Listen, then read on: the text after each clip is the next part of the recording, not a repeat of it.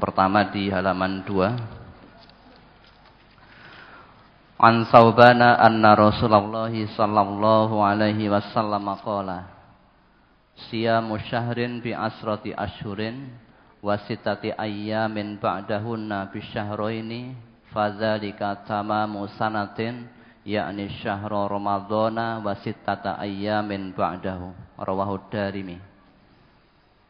Dari Sauban bahwasanya Rasulullah sallallahu alaihi wasallam bersabda, puasa sebulan Ramadan pahalanya sama dengan 10 bulan.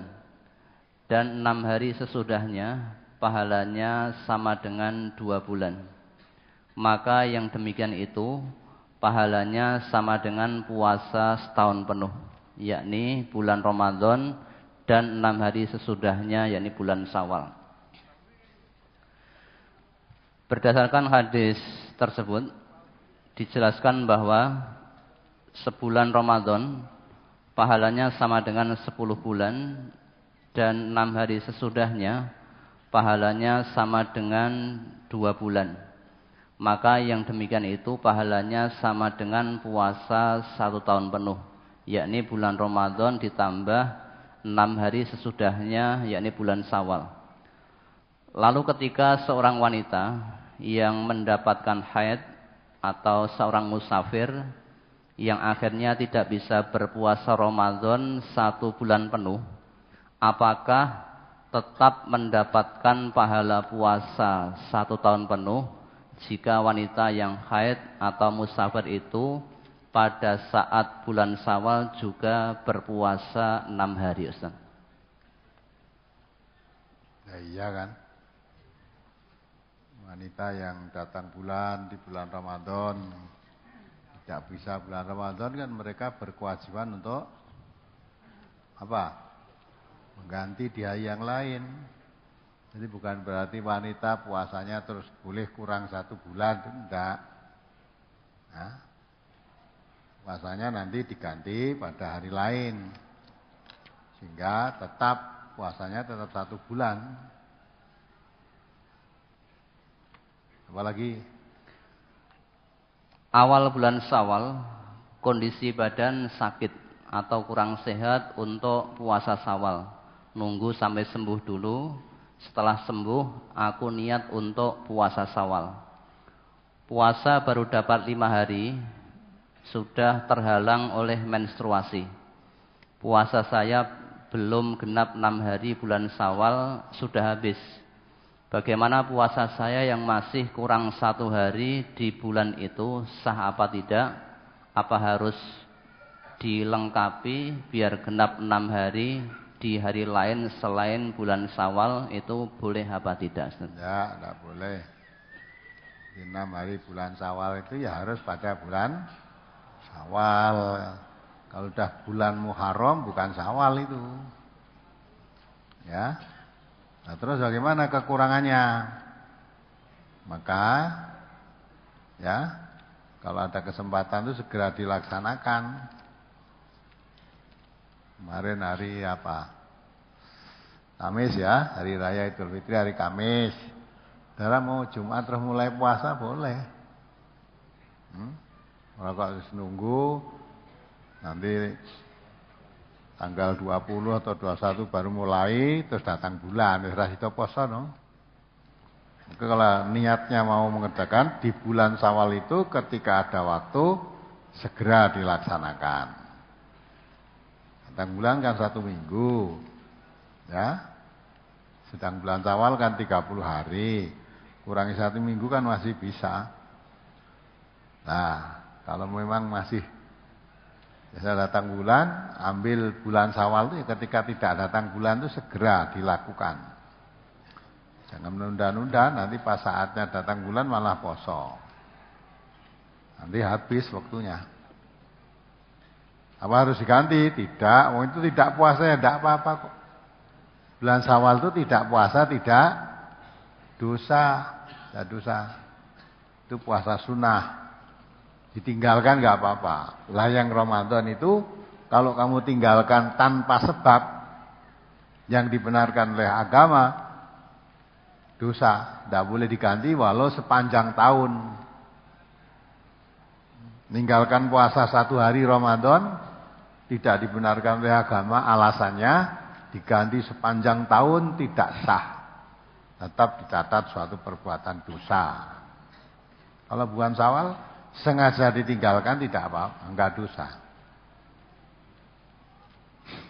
Apalagi apakah puasa 6 hari di bulan Syawal itu boleh digabung dengan puasa qadha Ramadan?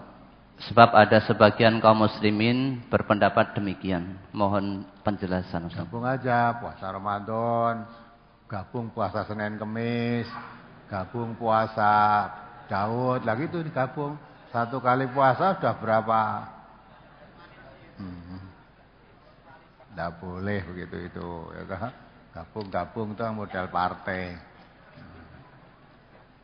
Tidak ada puasa Syawal ya puasa Syawal. Senin Kemis ya Senin Kemis, nyaur utang ya nyaur utang. Ora kok utange 7, puasa Syawal 6 digabungke nyaur utang sisan wis karek 1. Enggak ada. Apalagi Brosur halaman 3 tentang puasa Arafah.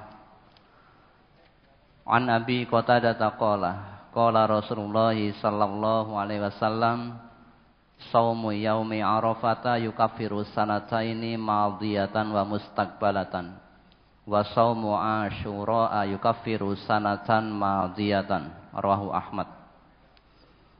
Dari Abu Qatadah ia berkata, Rasulullah sallallahu alaihi wasallam bersabda, puasa pada hari Arafah, yakni tanggal 9 Dzulhijjah itu bisa menghapus dosa-dosa 2 tahun, yaitu setahun yang lampau dan setahun yang akan datang. Dan puasa Asyura, yakni tanggal 10 Muharram, bisa menghapus dosa setahun yang lalu. Yang ditanyakan, mohon dijelaskan tentang puasa Arafah yang bisa menghapus dosa 2 tahun, setahun yang lalu dan setahun yang akan datang, dan puasa Asyura bisa menghapus dosa 1 tahun yang lalu, apa mencakup dosa kecil atau dosa besar? Kemudian seolah-olah dengan berpuasa tersebut, bila berbuat dosa selama setahun, bila berpuasa Arafah dosanya pasti diampuni. Ini mohon penjelasan, Ustaz. Ya. Jadi hadis-hadis yang semacam itu namanya hadis untuk menggembirakan orang supaya suka berpuasa. Jadi pahalanya besar.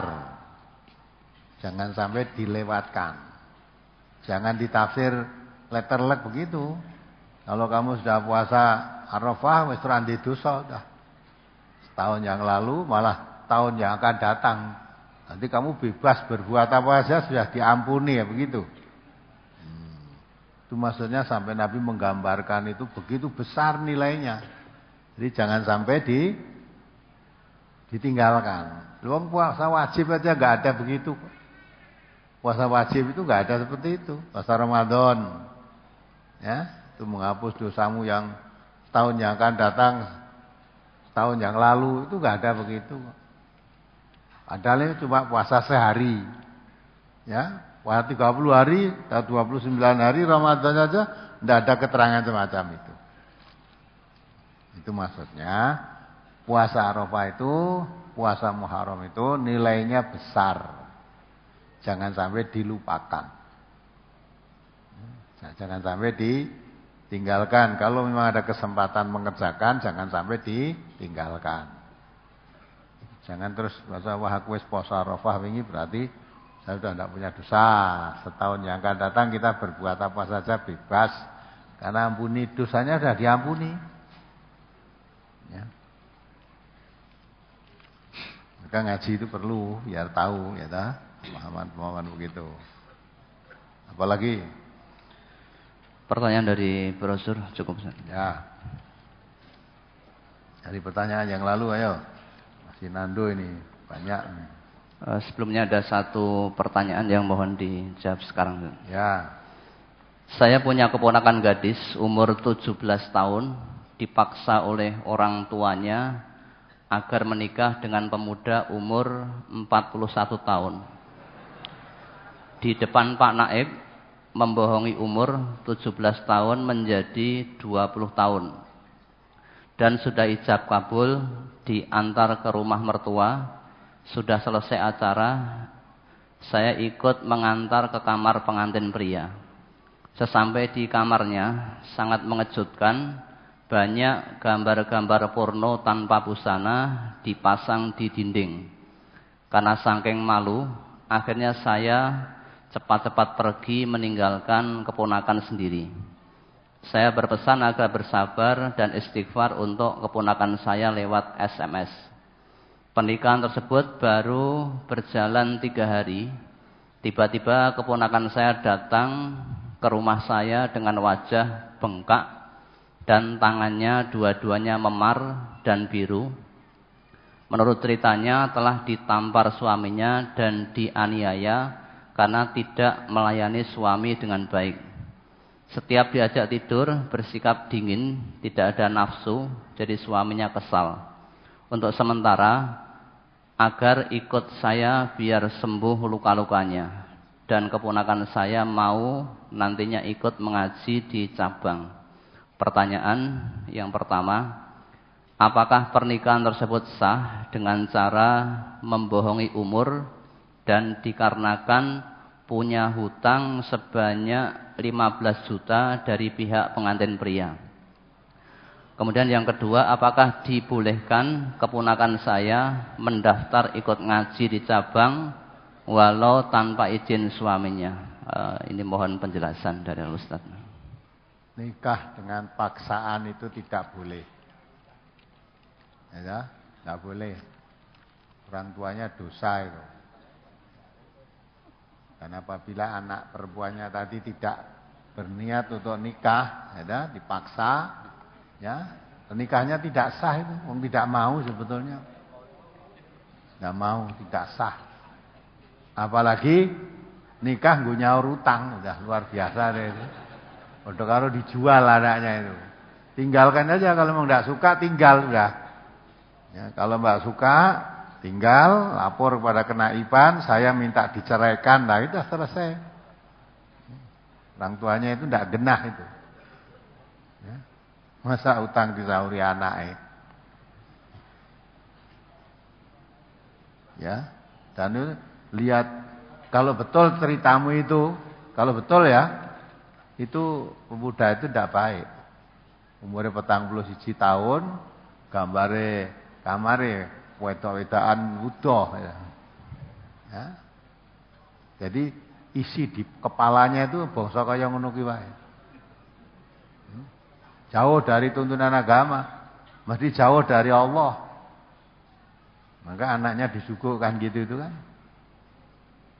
Lebih baik tinggal pergi aja udah, minta ke kenaiban, minta diceraikan nikahnya itu. Katakan alasan apa adanya. Dan saya sebenarnya tidak mau disorohkan orang tua saya punya utang gitu loh. Apalagi penipuan. Saya sebetulnya belum saatnya nikah. Umur saya baru sekian tahun, tapi diakoke sekian tahun. Nah, penipuan gitu. Itu namanya orang tua tegel neng anake kuwi. Nah, orang tuanya pun ya tidak ngerti agama mesti itu. Nah, orang hidup tanpa tuntunan agama itu mesti tidak karuan sudah. Kalau sekiranya hidup tanpa agama baik, bisa baik, Allah enggak nurunkan Quran kok. Allah sudah tidak ngutus Nabi lagi, Nabi Muhammad enggak diutus. Maka Allah mengatakan wa in kanu min qablu lafi dhalalim mubin. Dari sebelum Al-Qur'an diturunkan, Nabi Muhammad diutus, manusia itu dalam kesesatan yang nyata. Maka turunnya Al-Qur'an, datangnya Nabi Muhammad membawa Al-Qur'an, yahdi bihillahu manittaba'a ridwanahu subula salam. Mengangkat manusia itu dari kesesatan ke jalan keselamatan. Ya, manusia sesat sebelum Quran turun itu sesat. Diangkat kepada keselamatan dengan Al-Quran. Manusia dalam keadaan gelap, yukhrijuhum minadz-dzulumati ilan nur. Dengan Al-Qur'an dikeluarkan dari gelap gulita tadi ke cahaya yang terang benderang. Wa yahdihim ila siratim mustaqim. Memberi petunjuk kepada manusia ke jalan yang lurus. Maka sebelum Quran turun, manusia jalannya sesat.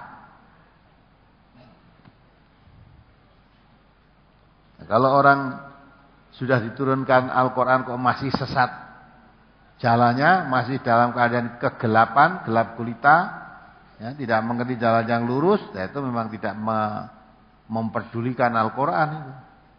Turunkan Al-Quran atau tidak sama saja. Maka berbahagialah bagi kita yang mau memanfaatkan Al-Quran diturunkan oleh Allah ini sebagai jalan yang lurus, yang menyelamatkan manusia. Ya. Sebelum darah ngaji, berapa banyak yang walaupun ngakunya beragama Islam, ya sholat ya iya karena butuh, iya karena nasta'in.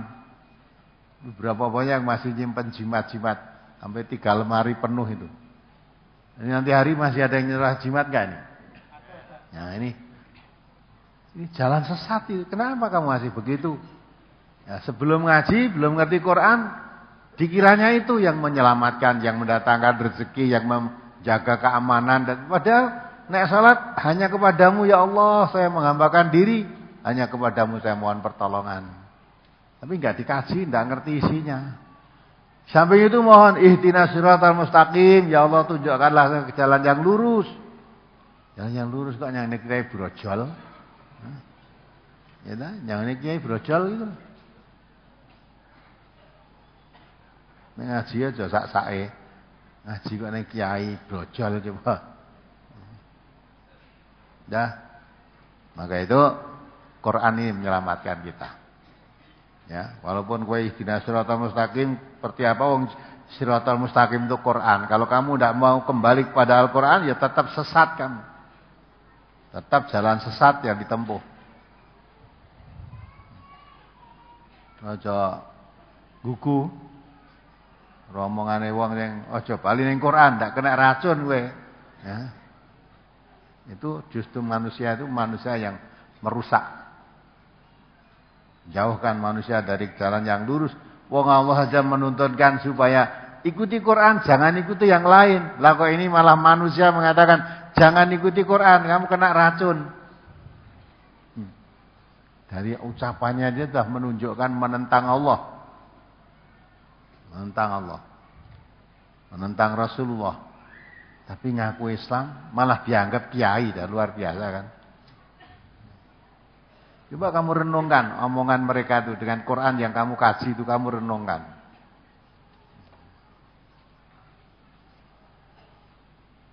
Tidak meyakini. Ya, kalau Quran sudah sempurna, tidak meyakini.